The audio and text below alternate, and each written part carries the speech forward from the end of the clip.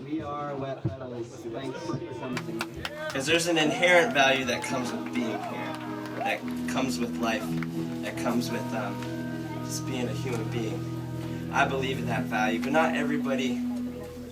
I don't think that people are born not believing in that. I think that's something they learn, or they forget. They forget about that value. So for the naysayers in your life, the people that have been your detractors, maybe you call them an enemy. I hope that you have grace for them. As much as they weren't able to have that for you, I hope that you're able to find forgiveness, you know? That song is about my rage, my inability to cope with being pushed around. It's unexplainable, these sort of disagreements that we have. There's such a gray area, and I think when they invented human suffering, they also invented music. We have this to get all of that out. And so, if you've ever seen one of my shows, I like to talk about change. I like to talk about positivity, social justice, those things. In my life, art and activism have never been very far apart.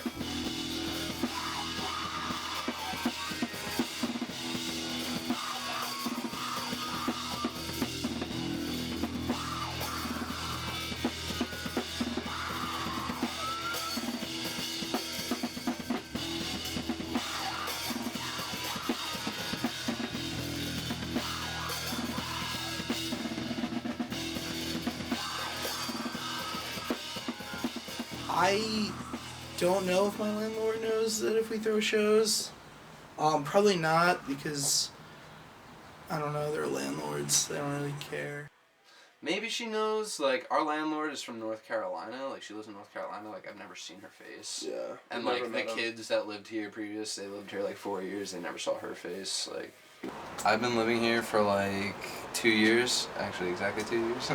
Well, it was originally known as Kitty City for a really long time. I guess, like, probably maybe even over 4 years. Mm-hmm. And now we go by the Mosh Depot. Kitty City was more sort of like indie, in the vein of like indie rock, sort of the derivatives. There's some punk music, definitely, but I feel like Mosh Depot is definitely more like punk music, hardcore music. I've been living here with Gary 2 years. Yeah. I think the popular moniker is Kitty City. That's what a lot of kids, I guess, on campus know it as.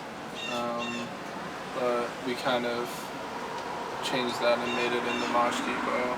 To us and our friends, it's Mosh Depot, I guess. And then Kitty City is like the former name, I guess, what we call your internet.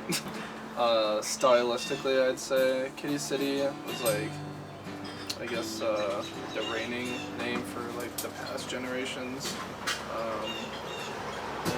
That they kind of booked like softer sort of music, like what a lot of other venues offer, and I know I was kind of interested in like providing an alternative to that sort of heavier music that me and Gary were into at the time, and a lot of our friends were sort of have an outlet for that sort of music. I have been living in this house for almost a year. It's definitely like always been like a place like people can go and just like hang out and like be themselves, and like you don't have to deal with like any of like the dickhead like bouncers or like not being 21. Like it's like cool. Honestly, I wasn't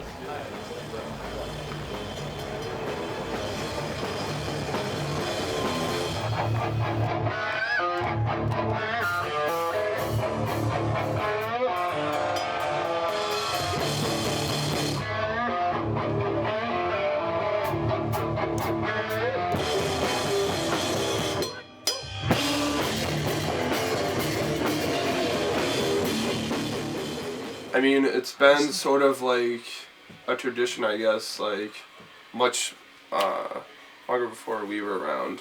Because I remember going in this house like freshman year, even before I knew about it, and like sort of stumbling through.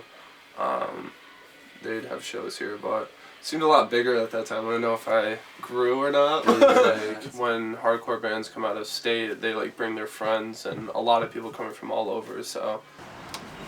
Well, during shows, like a lot of our friends sort of come out from like out of town and come visit, so it's like sort of an excuse to like see us. And it's just nice to see like the sort of community at work, which you don't get a lot of like people that are into heavy music in New Paltz. It's kind of like a rarity, but in shows like lately it's been packed in the basement, so it's nice to see people are still into it. When I book shows, like a lot of the kids aren't from New Paltz. Like you get the college crowd, but you also get the people that are in it for the music. And I feel like they're gonna flock wherever the shows are. But this was just a good space to do it, you know? I mean, it's a house. There's no, as long as you respect the house, pretty much do whatever you want. I really don't care. God, when Hoarders played, Oh they had yeah, the chain. the Hoarder show Halloween was one really was good. really Yeah, fucking good. yeah, they were like whipping this chain around, like beating the wall with it and shit. Yeah. It's pretty. They were really fun.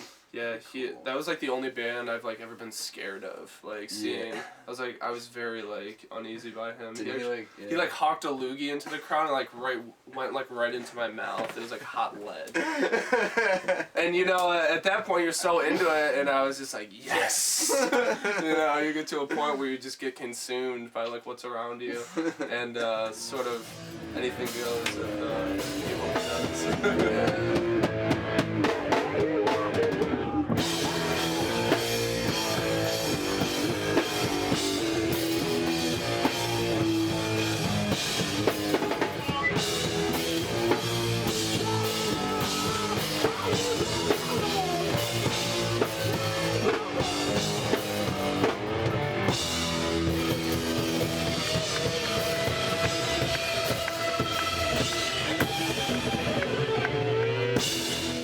Sometimes I feel like my neighbors might get like a little annoyed, but they're like cool with it, and I always like ask them like before a show like if I can do it or anything, and they're always cool with it, and that's good. The one issue always is people on the lawn. When you have just people, like especially we don't know them, they're just hanging out, they're like in and out, like they haven't paid, they're just basically hear the sound and like, oh, you're somewhere where I can drink, you know, that's when it becomes a problem.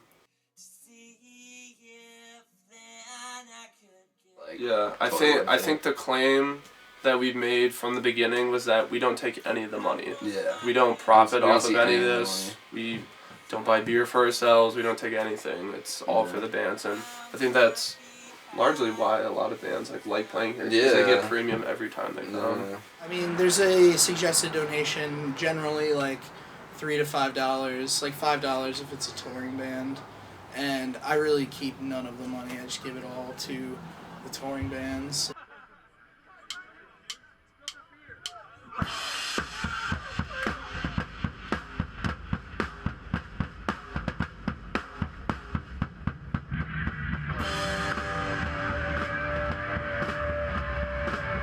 It's just like a matter of like, I don't know, subjective, like I like these kind of shows, like you don't have to like them, but these are like what me and my friends like want to do.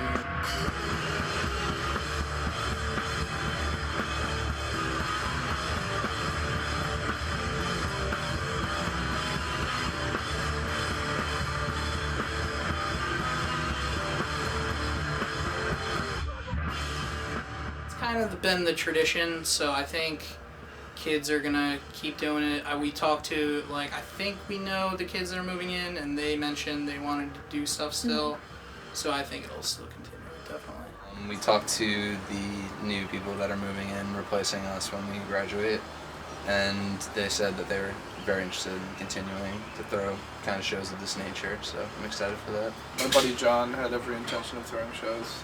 From what he was telling me, maybe not as frequently. The girls downstairs are like awesome about it. I guess it's up to them.